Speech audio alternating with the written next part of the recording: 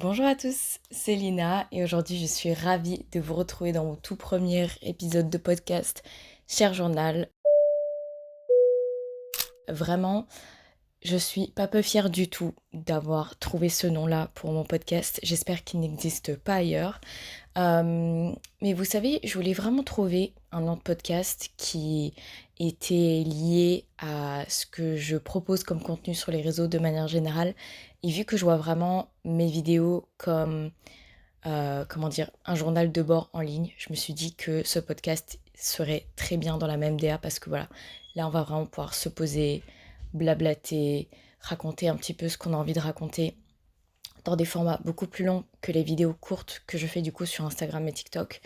Du coup, bah, je trouve que Cher Journal, ça marche très très bien avec cette DA là. Donc j'espère que vous l'apprécierez tout autant que moi. Je vous avoue, je suis un peu intimidée par le format du podcast parce que là, on va être posé peut-être pendant au moins une trentaine de minutes où genre juste je vais déblatérer sur moi, ma vie et les pensées qui me viennent en ce moment. Et c'est un exercice qui est assez intimidant parce que du coup, c'est un format qui nécessite pas vraiment de montage, au contraire. Au moins on cut au mieux c'est pour garder vraiment comment dire, le débit de parole le plus fluide possible et d'avoir vraiment ce côté en fait authentique du discours. Donc je vais essayer en tout cas de cut le moins possible dans cette vidéo-là, histoire que ce soit vraiment le plus agréable à écouter et que vraiment vous vous sentiez mais comme à la maison, comme si on était en fait deux amis en terrasse en train de papoter. Yeah. Mais en tout cas, je suis super contente. Vraiment, je suis très très très contente d'être là avec vous actuellement. Vous êtes en plus dans mon endroit préféré sur Terre, enfin l'un de mes endroits préférés sur Terre, c'est-à-dire sur mon lit, dans la chambre de mes parents. Dans la chambre de mes parents. Pas du tout, dans la maison de mes parents. Et ouais, mon lit, ça fait vraiment partie de mes endroits préférés sur Terre. Après, genre, j'en ai plein d'autres. Je commence à divaguer déjà, mais c'est ok. On reviendra sur l'introduction de ce podcast après. Mais par exemple, les musées et les cathédrales, for some reason, j'adore. Genre vraiment, les musées, je pense que c'est l'un des endroits où je me sens le mieux sur Terre. Les musées, je sais pas. Genre vraiment, j'ai cet attrait à l'art et ces émotions que je ressens fortement en étant en contact de l'art qui fait que dans le muséum c'est calme, il n'y a pas grand monde généralement. Et juste c'est toi, l'art qu'il y a autour de toi et c'est tout. Et je trouve ça incroyable. Mais aussi je disais du coup les cathédrales slash du coup les églises. Je pense que c'est peut-être le côté solennel aussi qui m'apaise énormément et qui fait que j'aime beaucoup ces endroits. C'est très chargé aussi dans certaines formes d'énergie un peu particulières. Mais ce qui me touche vraiment, c'est la lumière, l'ombre et l'architecture. Waouh. Mais ouais, vraiment, j'adore ces endroits. J'adore y aller, me poser et juste réfléchir ou alors justement prendre le temps de ne penser à rien. Et c'est super agréable. Enfin bon, bref. Et mon lit, évidemment, est-ce que j'ai besoin de dire pourquoi mon lit est l'un de mes endroits préférés sur Terre? Dormir, les gars, c'est une bénédiction. Vraiment, dormir est une bénédiction. Oh yeah. Donc, je vais essayer de faire du franglais le moins possible aussi parce que je comprends que ça puisse agacer certaines personnes. Donc, je vais faire au plus possible. Mais l'anglais aussi, genre parler anglais, les gars, c'est trop swag. Enfin, je sais pas, j'adore l'anglais. Donc, j'aime trop l'intégrer un peu dans mes mimiques du quotidien. Mais je vais faire attention à ça, je vous le promets. J'espère en tout cas que la qualité du son sera pas trop trop mauvaise. J'ai acheté des petits micros-cravates, vous savez, qu'on accroche aux vêtements, mais la qualité de ces micros est vraiment vraiment très mauvaise. Donc j'ai décidé de ressortir mon vieux téléphone et de l'utiliser pour filmer ça, donc j'espère que ça ira. En tout cas, vu qu'on est sur le premier épisode pilote de ce podcast, je me dis que je ne peux que m'améliorer et qu'il faut bien commencer quelque part. Donc, en tout cas, je vous remercie de me suivre dans cette nouvelle série de vidéos. Les podcasts, c'est vraiment un rêve qui se réalise. Honnêtement, j'ai même eu genre un peu de mal à dormir cette nuit, tellement j'avais hâte de vous filmer ce premier épisode. Mais dormir, enfin mal dormir, mais dans le sens positif, en mode l'excitation de commencer quelque chose de nouveau et que je voulais faire depuis un moment.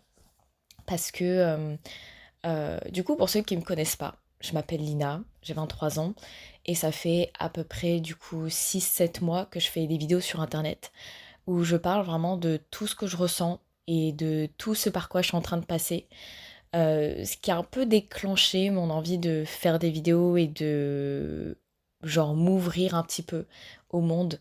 Euh, Ça a été un peu le bouleversement dans lequel je me retrouve dans ma vie en ce moment et dans lequel j'étais aussi. Je me sentais très seule par rapport à ce que je ressentais, par rapport à ce que je traversais. Je voyais personne sur les réseaux parler de choses similaires que je vivais en ce moment. Et je me suis dit que, bah, genre, why not? Cette personne-là pourrait être moi, dans le sens où je pourrais créer les vidéos que j'aimerais pouvoir voir de quelqu'un pour me sentir moins seule. Je sais pas si ça a vraiment du sens ce que je vous explique, mais voilà, donc c'est vraiment dans cette démarche pour vous expliquer un petit peu le topo si vous ne me connaissez pas encore. D'ailleurs, je vous mettrai mes réseaux sociaux en description, mais vous pouvez me retrouver du coup sur Instagram et TikTok. Mon nom c'est Lina Wright. Et voilà, donc pour vous placer un peu le contexte, du coup, j'ai fêté mes 23 ans cette année. Et quand j'ai fêté mes 23 ans, justement, j'étais encore en Corée du Sud. J'ai vécu en Corée du Sud pendant pratiquement 2 ans. Et là, ça fait à peu près 1 mois et demi que je suis rentrée en France, mais que j'ai décidé de rentrer en France pour un certain temps. Pour vous expliquer peut-être un petit peu mon parcours rapidement, après j'ai envie de dédier un épisode de podcast exprès sur ça, parce que j'ai beaucoup, beaucoup de choses à vous dire. Qu'est-ce qui m'a motivée à partir, pourquoi est-ce que j'ai eu le parcours scolaire que j'ai eu, etc. Mais en gros, le plus intéressant peut-être ce serait de vous parler du coup de mes études supérieures, parce que le collège slash le lycée, bah, c'est un peu commun à tous. Mais du coup voilà, donc j'ai fait un lycée général. Je suis arrivée en école d'architecture pour mes années sup. J'ai fait 4 ans d'architecture, donc jusqu'à la première année de master. Et j'ai toujours eu cette volonté de partir à l'étranger pour étudier. Et depuis que j'ai 15 ans, j'ai un peu cette idée fixe en tête de j'ai envie de partir de la France parce que j'avais envie de me retrouver ailleurs et de quitter aussi un petit peu mon quotidien dans lequel je me retrouvais pas du tout. Je me sentais pas du tout à ma place. Je me sentais vraiment, vraiment mal là où j'étais. Et pour moi, la solution, c'était de partir à l'autre bout du monde, recommencer à zéro, un nouveau chapitre, me retrouver dans un endroit que je ne connais pas, où il y a personne qui me connaît également, et où vraiment je peux faire table rase de mon passé. Et donc je suis partie pour ma première année de master, je suis partie en Erasmus, du coup en échange universitaire pour toujours l'archi, toujours dans le cadre de l'architecture. Et donc je suis partie en Corée du Sud à Daegu. Et cette année-là à l'étranger a été une véritable révélation pour moi. Elle m'a changée en tant que personne de manière assez drastique. C'est-à-dire que je suis plus du tout en fait la même personne que j'étais en arrivant en Corée du Sud, ce qui est quand même assez incroyable. Et ouais, enfin, ouais, c'est quand même assez incroyable ce qui s'est passé. Si vous suivez un petit peu mes vidéos sur les réseaux, vous comprendrez un petit peu tout ça. J'en ai parlé un peu en long, en large et en travers. Je continuerai d'en parler.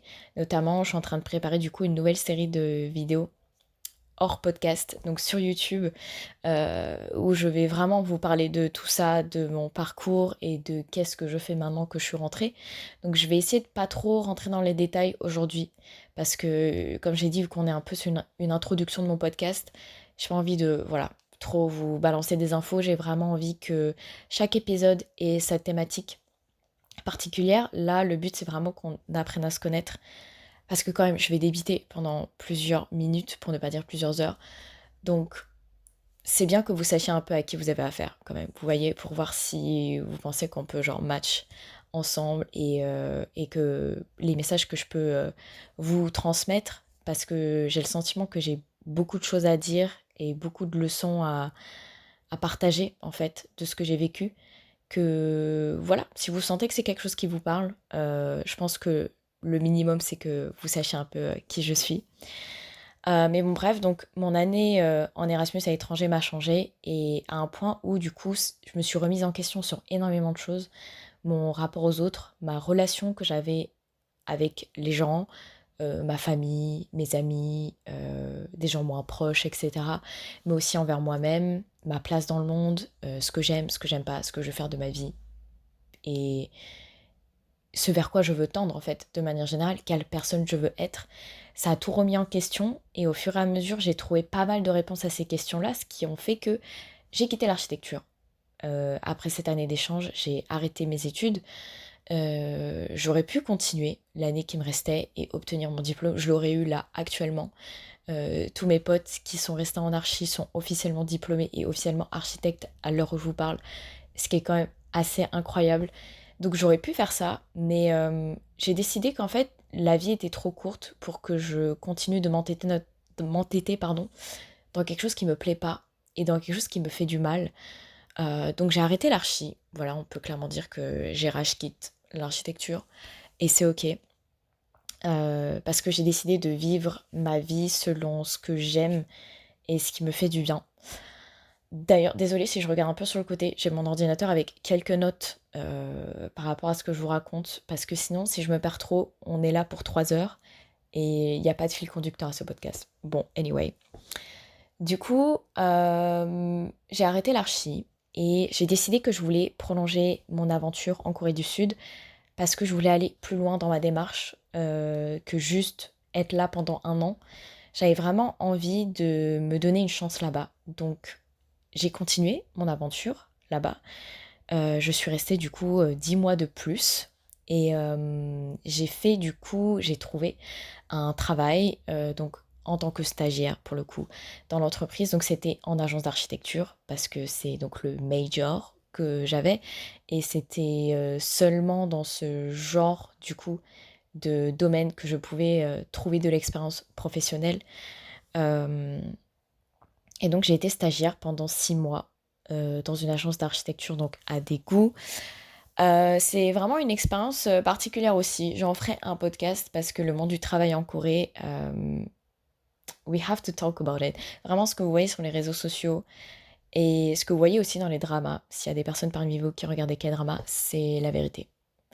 Vraiment, on n'est pas là pour rigoler. Vraiment, c'est... Dans la France à Macron, le travail c'est dur. Bah alors là-bas, vous n'imaginez même pas. En fait, le travail, la charge de travail et le cadre et tout ce qu'il en coûte en fait de travailler en tant que Coréen en Corée du Sud. C'est terrible. Et encore moi j'ai eu la chance du coup de travailler en tant qu'étrangère. Donc quelque part dans mon malheur j'ai eu de la chance parce que on n'avait pas forcément les mêmes attentes envers moi que des Coréens de Corée. Donc oh mon Dieu ça a été terrible mais comparé à ce que les gens vivent là-bas pour de vrai, that was kind of okay. Mais ouais, donc j'ai fait ces 6 mois de travail-là.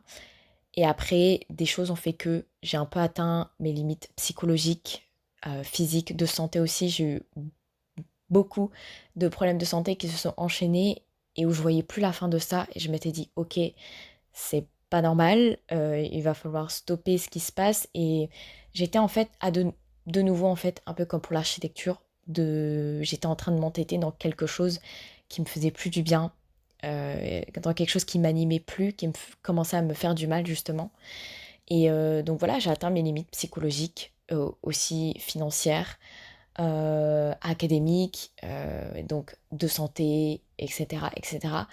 Et donc j'ai pris la décision qu'il était temps pour moi de rentrer après tout ça et de me replacer dans ma vie en France, de régler certaines choses aussi avec moi-même, mais également sur le niveau financier, sur le niveau académique en France pour pouvoir repartir après de plus belle et en étant mieux préparée. Parce que du coup, quand je suis partie là-bas, j'avais 21 ans. Je suis revenue, j'en ai 23. Et je suis revenue, du coup, comme je vous l'ai dit, en étant quelqu'un d'autre. Et 21 ans, c'est très très jeune hein, pour partir de chez soi. Enfin, je vivais déjà seule. À ce moment-là, je suis partie de chez moi à 18 ans. Mais je veux dire, à l'autre bout du monde. Enfin, 11 000 kilomètres quand même. C'est très très jeune. Et je pense que je manquais beaucoup d'informations, de connaissances, de maturité sur beaucoup de choses. Peut-être que c'était un peu précipité aussi. Et j'ai envie, en tout cas, par la suite, de faire les choses autrement. Et donc de me préparer autrement. Et donc c'est pour ça que là, je suis de retour en France et que je vais du coup me lancer dans 2 ans de master, donc dans un nouveau master cette fois-ci, en France pour pouvoir ensuite, comme je vous l'ai dit, repartir plus tard.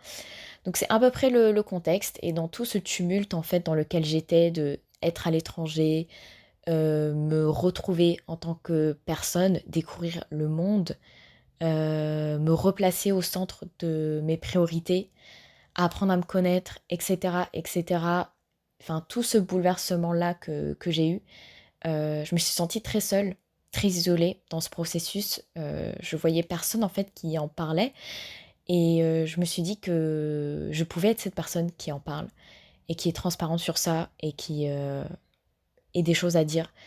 J'ai toujours senti en fait que j'avais envie de partager ce que je vis, de comment dire, pas de donner des leçons, mais de partager ce que j'ai retenu de la vie, de ce que la vie m'a enseigné, etc.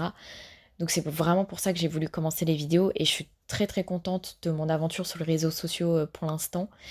On a encore une toute petite communauté, vraiment on est 3 dans la salle, mais je suis contente quand même de ça. J'ai reçu des retours vraiment hyper chaleureux, hyper motivants, encourageants et qui me confortent dans l'idée que je fais, je pense pour l'instant, les choses plutôt bien. Et ça me donne envie de continuer, de vous partager tout ça et de donner le meilleur de moi-même. Donc c'était à peu près voilà le contexte par rapport à tout ça et par rapport à ce podcast. Euh, Vu qu'on est dans une introduction, j'avais surtout envie du coup aujourd'hui, pas forcément d'aborder une thématique spécifique, mais plutôt qu'on parle un petit peu voilà de moi, qu'on apprenne à se connaître comme je vous l'ai dit. Donc j'ai récupéré quelques questions en mode, comment dire ça? En mode, qui es-tu en tant que personne? Genre, viens, décris-toi, hashtag portrait chinois, pour que voilà, vous ayez un peu une idée qui je suis, etc. Je me suis dit que ça pouvait être fun, au lieu de directement rentrer dans le vif du sujet, de sujets sérieux, un peu deep, etc. Mais du coup, pour vous parler un petit peu des thématiques que j'aimerais bien aborder par la suite, en fait, il y a tellement de choses que j'ai envie de vous raconter. Par exemple, bah, du coup, évidemment, mon expérience à l'étranger, c'est quelque chose dont je vais beaucoup parler parce que ça m'a marqué énormément et ça va ériger aussi un petit peu, bah, du coup, les prochaines années de ma vie qui vont venir parce que ça va continuer de nourrir un petit peu tout ça. Donc évidemment, j'ai envie de vous parler de ça, de mon retour, comment je vis mon retour après 2 ans aussi loin de chez moi. Hem, Qu'est-ce que ça a changé? Le fait que je me sente un peu à ma place nulle part, que j'ai du mal à me reconnaître aussi, dans mes proches. Mais aussi qu'est-ce qui m'a amené à partir? Qu'est-ce qui m'a amené à partir aussi loin et à prendre cette, décision-là? Heu, il y a tellement de choses en fait que j'ai envie de vous dire. J'ai envie de parler un peu de ce qui se passe aussi en ce moment, dans le monde. Après voilà, bon, je suis pas la pro sur ça. Je suis peut-être pas assez politisée, peut-être pas assez renseignée, mais voilà, il y a beaucoup de choses que j'ai envie de dire. Donc, partir à l'étranger, pourquoi le faire, aussi parler de la quête de soi, de se retrouver en tant que personne, se mettre au centre de ses priorités, comment est-ce que avoir une routine et s'autodiscipliner peut changer la vie en fait, comment genre aussi être bon envers les gens peut changer cette perspective de vie. Euh, Enfin bref, tellement de choses. Pas forcément de self-development, genre c'est pas vraiment du développement personnel dont j'ai envie de parler, mais plutôt de la quête de soi. Euh, voilà, je lis beaucoup de choses en ce moment assez philosophiques sur tout ça, le fait de se replacer, comme je disais, au centre de ses priorités. Je me répète beaucoup, hein, c'est terrible. Mais oh waouh, vu qu'il n'y a pas de montage, ça va être... Ah, c'est ok. Vous voyez, j'ai été en train de m'auto-stresser sur ça. Mais c'est ok. Enfin bref, j'ai envie de parler tellement de choses, des études sup aussi, et ouais, de l'importance d'être soi et de cultiver ce qui nous fait du bien. Enfin bref, tellement de choses. euh, Waouh. C'est une très mauvaise introduction, j'ai l'impression que j'ai un peu parlé là pendant ça fait combien de temps? Une trentaine de minutes? Non, peut-être pas, peut-être 20 minutes que je parle. J'ai l'impression d'avoir un petit peu parlé dans le vent. Mais c'est ok.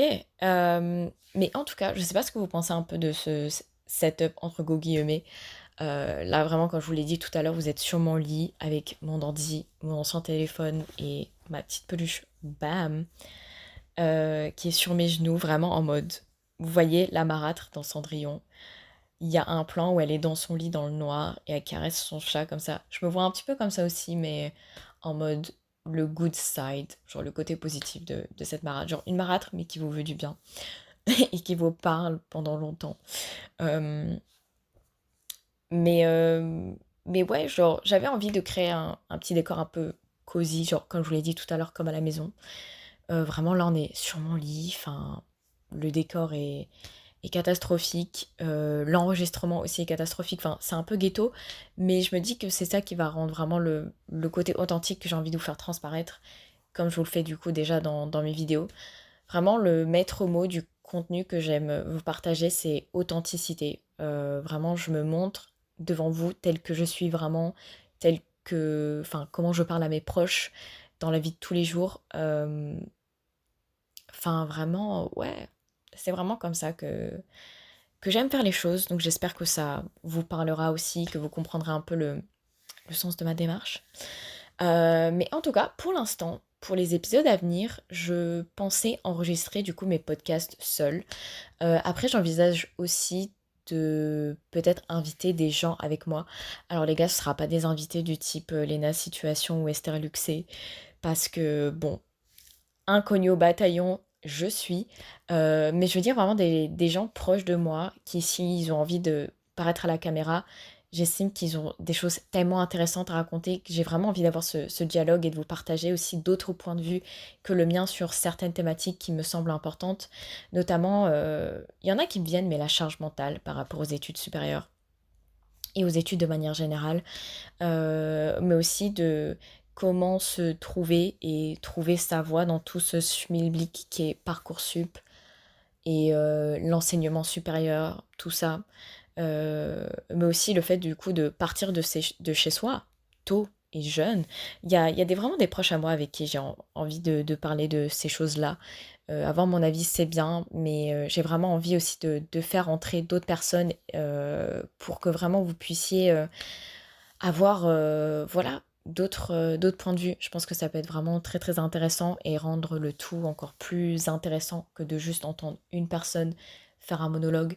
Donc ouais, de temps en temps, j'aimerais bien pouvoir faire venir des amis à moi s'ils le souhaitent. S'il y en a quelques-uns d'entre vous qui m'écoutent à l'heure actuelle, envoyez-moi un petit DM les gars. Dites-moi sur quelle thématique vous voulez parler et venez, on se fait ça en fait. Venez, on se fait ça. Mais ouais. Euh, hum, hum, hum. Donc j'ai un peu parlé, ouais, de tout ça, les thématiques.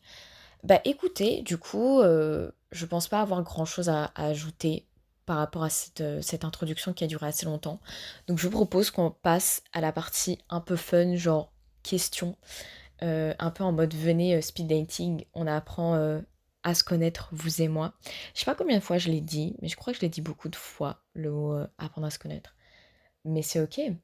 Euh, alors, donc voyons voir un petit peu les questions qu'il y a. Elles sont pas toutes intéressantes, donc je vais essayer d'en sélectionner quelques-unes qui pourront être cool. Et on va voir du coup ce qu'il en sort par rapport à ça. Hum. Qui est ton héros? Alors, waouh, on commence fort. Déjà, on commence très très fort. Qui est mon héros? Hum, well, qui est mon héros? Alors, j'aurais aimé vous dire le nom de quelqu'un proche de moi en mode, enfin, waouh. Mais enfin, je respecte énormément, j'ai beaucoup d'admiration pour les gens qui m'entourent. Mais genre héros, je trouve que c'est quand même genre très très fort comme point. Euh, donc je dirais peut-être, ça va paraître peut-être un peu fou dit comme ça, mais ayez la vision. Je dirais Namjoon, genre RM du groupe BTS. Je vais m'expliquer les gars, ne criez pas à la Coréabou tout de suite s'il vous plaît. I have some arguments. Je dirais RM parce que pour ceux qui connaissent un peu le lore, genre de BTS, etc., c'est un groupe de musique qui vraiment a commencé de rien du tout. Ils enregistraient vraiment leur son dans des garages miteux. Et ils ont vraiment commencé de rien. Ils en sont arrivés à là où ils en sont aujourd'hui seulement par la dureté de leur travail et leur discipline et les messages super positifs et encourageants qu'ils ont voulu transmettre. En fait, ils ont toujours été super sincères et honnêtes dans leur démarche depuis le début. Il n'y a que la passion qui parle pour eux. Et c'est hyper inspirant, franchement, de voir des artistes à ce niveau-là qui se sont construits tout seuls, pour le coup, parce que l'industrie musicale leur a pas fait de cadeau, surtout l'industrie de la K-pop. Vraiment, ils les ont rejetés, mais d'une manière absolument horrible. Je ferai un podcast aussi sur comment est-ce que, genre, BTS ont changé ma vie. Je sais que ça peut changer, enfin, ça peut sembler fou dit comme ça, mais les gars, j'ai vraiment des trucs à dire et genre, j'ai une take là-dessus. J'ai grave une take, donc écoutez-moi, hear me out, BTS a changé ma vie. Et ce sera vraiment intéressant, je vous assure. Pensez pas juste que je suis une Cora à bout, les gars, s'il vous plaît. Je pense que si vous voyez un peu mes vidéos, vous comprendrez que c'est absolument pas le cas, mais bon. Anyway, waouh, je suis déjà en train de m'auto-justifier un peu trop sur ce sujet-là. C'est un sujet sensible chez moi, les gars. Mais vous comprendrez le lore que j'ai par rapport à ça et vous direz, ok, fair enough, c'est ok, Lina, on te laisse ça. Mais bon, bref. Donc, Namjoon, du coup, c'est le leader du groupe. Et en fait, c'est une personne qui est hyper créative, hyper smart, hyper sensible aussi au monde qui l'entoure, curieuse de tout. Et c'est une personne vraiment extrêmement posée qui, lorsqu'elle prend la parole, enfin lorsqu'il prend la parole, là je reviens sur Namjoon, je disais elle pour la personne qu'il est, enfin bon bref. Lorsqu'il prend la parole dans des interviews, et il fait toujours des interviews tellement intéressantes, genre de plusieurs heures, où il parle de tout son processus créatif, son processus de pensée, les livres qu'il lit en ce moment, les artistes qui le touchent en ce moment. Et c'est tellement intéressant de voir tout le cheminement qu'il a pour en arriver à créer l'art qu'il crée aujourd'hui. Et il passe par plein de médiums différents. Par exemple, le cyanotype, je crois que ça s'appelle comme ça. Vous savez, c'est un peu genre... c'est des petites cartes postales, enfin des cartes postales, c'est terrible de résumer ça à ça, mais c'est des cartes que tu crées avec des feuilles slash des fleurs que tu récupères dans la nature, tu les fais sécher et tu les trempes un peu dans un liquide et en fait t'as que l'ombre de ces feuilles là qui te reste sur le papier. Je l'explique très très mal, mais si vous tapez RM cyanotype, vous pourrez voir sur internet. C'est très très beau. Et juste son art en fait musical, poétique de manière générale, je trouve que c'est extrêmement touchant.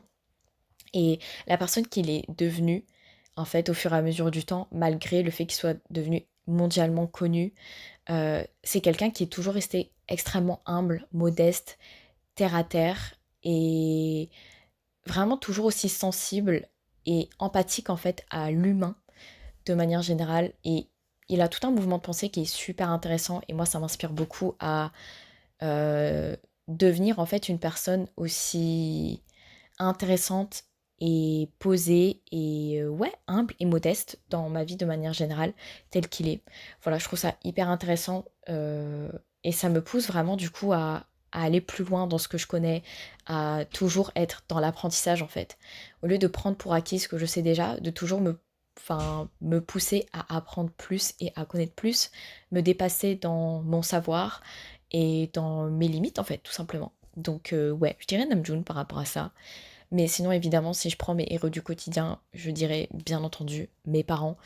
Quand je vois en fait le travail qu'ils ont et en fait le quotidien qu'ils mènent pour nous permettre à moi et à mon frère et à ma sœur d'avoir la vie qu'on a aujourd'hui et de sachant aussi d'où ils sont partis, franchement c'est plus qu'admirable et je serais incapable de faire ce qu'ils font au quotidien pour nous permettre d'avoir un mode de vie décent dans la France à Macron, oh mon Dieu.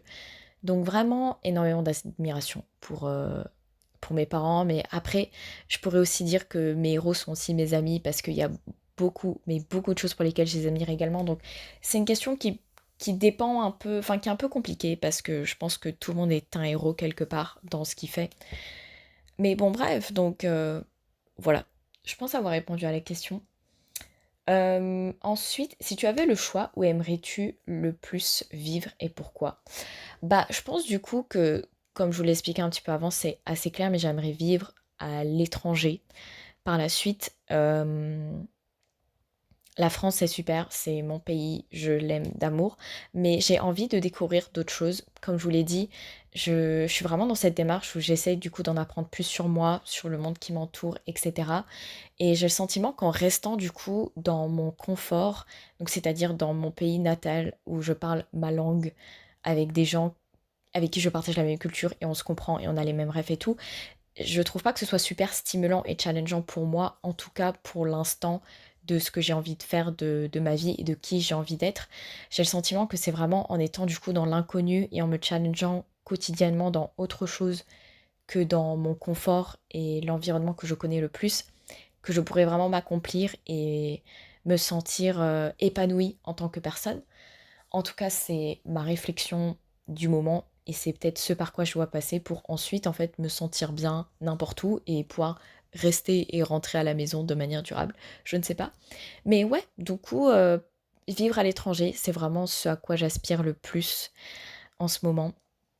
Et du coup, bah, là, tout de suite, le pays que j'ai en tête, c'est le pays que je le connais le plus hors la France, du coup, ce serait, la Corée du Sud. J'ai bien envie d'avoir un pied-à-terre là-bas pendant un petit temps, mais j'ai très envie, du coup, de découvrir d'autres endroits et de vivre, sur, le long terme, disons, pas seulement genre quelques mois, mais un peu plus de 6 mois, vous voyez?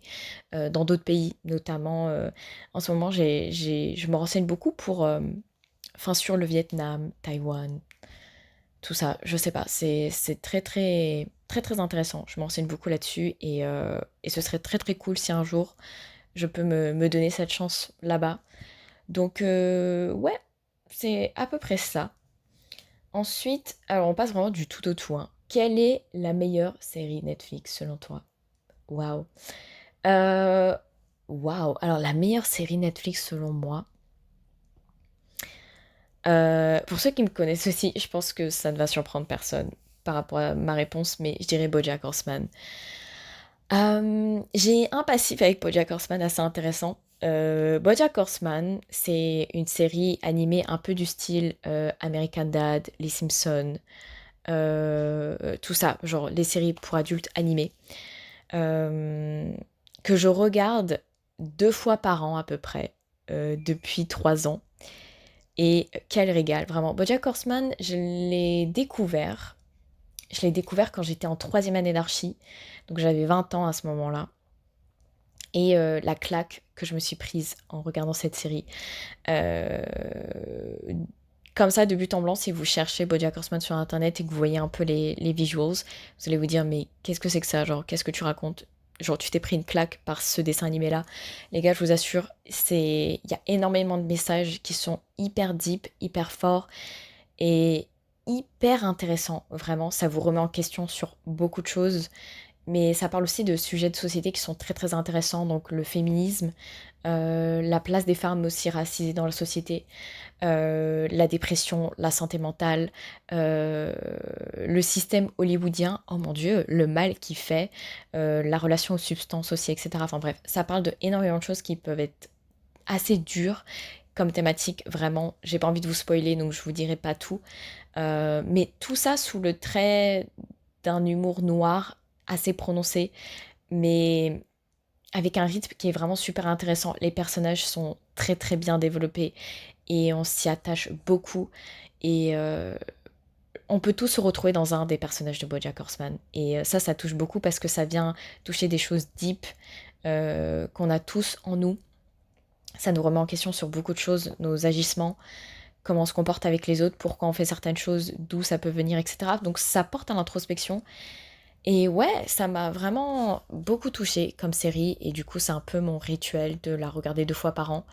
Et généralement je revois cette série dans des moments où je suis en pleine réflexion sur plein de choses ou alors quand ça va pas. Et même si c'est une série, surtout sur la fin, dans les dernières saisons, qui peut être très dure à regarder, honnêtement elle me réconforte beaucoup. Donc c'est un peu ma série réconfort, ma série chouchou que j'aime énormément. Au point où j'en ai un tatouage. Les gars, j'ai BoJack Horseman en cathéter sur la peau. en indélébile. Pour ceux qui regardent le podcast, il est sur mon bras juste ici. Attendez le micro. Voilà, donc c'est une phrase qui est dite par l'un des personnages dans BoJack Horseman, qui est The view from halfway down, qui signifie donc la vue, enfin littéralement, la vue que tu vois en contre-plongée quand t'es déjà en train de tomber, en gros. Et un peu genre, la signification, c'est un peu le fait que t'es déjà en train de plonger, tu t'es déjà lancé dans la décision en question, qu'en fait tu te rends compte que, oh putain, tu te rends compte en fait de tout ce qui va en découler. Et c'est un peu trop tard pour faire machine arrière. C'est un peu l'idée, mais si vous regardez BoJack Horseman, vous comprendrez vraiment le sens de ça, mais waouh. Donc vraiment, ma série Netflix préférée, c'est vraiment celle-ci, donc je vous la recommande à 100%. À ne pas mettre entre toutes les mains, je dirais, si vous êtes assez sensible sur pas mal de thématiques un peu compliquées, donc tout ce qui est santé mentale, euh, etc. C'est peut-être pas fait pour vous. En tout cas, faites attention à vous. Si vous voyez qu'il y a des choses qui sont un peu trop dures, ne poussez pas le bouchon trop loin et juste arrêtez de regarder et regardez autre chose, c'est tout à fait ok. Mais pour ceux qui ont vraiment, qui se sentent de le faire et qui ont vraiment envie de passer un bon moment tout en se remettant en question et en étant touchés par ces thématiques-là, foncez. BoJack Horseman, c'est vraiment une valeur sûre. Que voulais-tu faire quand tu étais enfant? Alors, waouh, quand j'étais enfant, j'ai pas énormément de souvenirs de mon enfance. Ça aussi, on en parlera, les gars. Mais de ce dont je me souviens, j'ai toujours été une enfant très créative qui a toujours aimé faire des choses de ses mains. Vraiment, depuis aussi longtemps que je m'en souvienne, j'ai toujours dessiné, fait du scrapbooking, fait des petites sculptures avec mes mains, créé des tableaux avec mes mains. Ouais, les loisirs créatifs, vraiment, je n'ai juré que par ça. J'ai vraiment touché un peu à tout quand j'étais enfant. Et je remercie d'ailleurs mes parents pour ça, qui m'ont permis de développer un peu ce médium-là. Donc j'ai toujours voulu faire quelque chose d'assez artistique, au début du moins. Je voulais être une artiste, etc. Et après, bah, l'école. L'école a fait que, bah, on te martèle en tête que la créativité ne te mènera nulle part et que il faut être un bon soldat, un bon employé de, d'une entreprise lambda et faire ton 9h-17h et te taire et acheter ta petite maison genre dans le Larzac et rembourser ton crédit jusqu'à ce que tu crèves. Enfin voilà. Donc à partir du moment où il y a eu cette machinerie-là, où j'ai compris que être créatif ne suffisait pas et qu'il fallait réussir à l'école pour, entre gros guillemets, réussir aux yeux de la société, bah ce côté-là un peu artistique, bah je l'ai un peu mis de côté. Et du coup, je me suis bah, plus rangée sur ce que les gens voulaient faire de manière générale. Donc il y a eu une période où j'ai voulu être prof, il y a une période où j'ai voulu être kiné, il y a une période où j'ai voulu être pharmacienne. Et puis après, bah, architecte. Ça m'est venu en tête, principalement parce que, bah, ça aussi on en parlera, mais j'ai très tôt ressenti cette pression académique du il faut que je sois parfaite, que j'ai des notes parfaites pour avoir de bonnes études et un bon travail. Euh, je l'ai ressenti beaucoup par ce qui était dit à l'école, mais aussi par involontairement mes parents. Parce que mes parents, bah, je sais qu'ils ont toujours voulu le meilleur pour moi.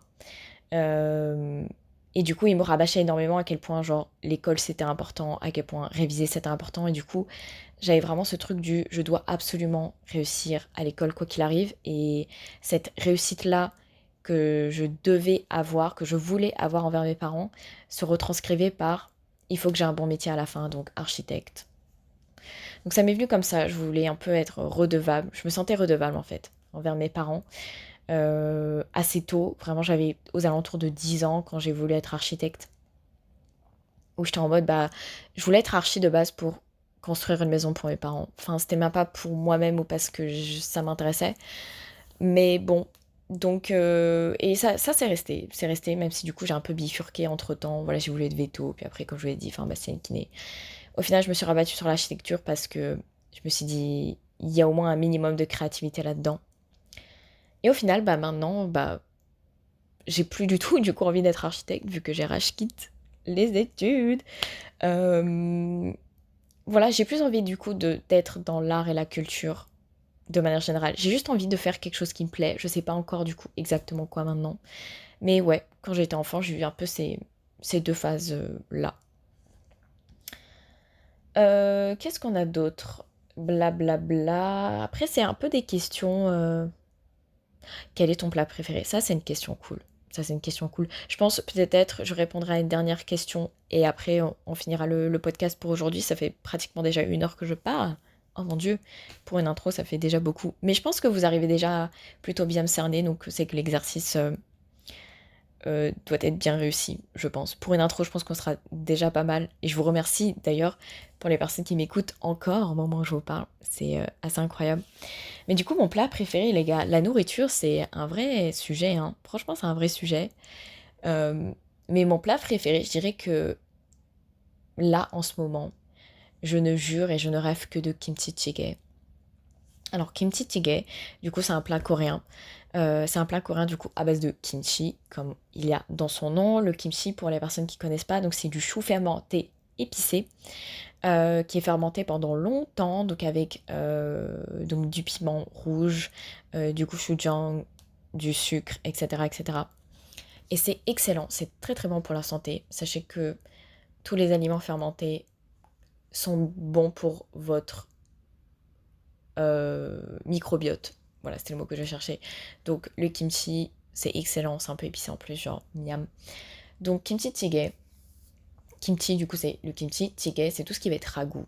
Du coup, c'est un ragoût de kimchi. Donc, en gros, c'est une soupe. Vous avez du coup du kimchi dedans avec du tofu. Vous pouvez avoir aussi des champignons. Vous pouvez retrouver aussi soit de la viande de porc, soit du thon, soit alors de la viande de bœuf. Ça dépend vraiment du coup de la version que vous prenez. Vous pouvez avoir un œuf aussi dedans. Enfin, vous avez des oignons, etc. Et c'est genre tellement bon. C'est vraiment mon plat coréen préféré, mon plat réconfort.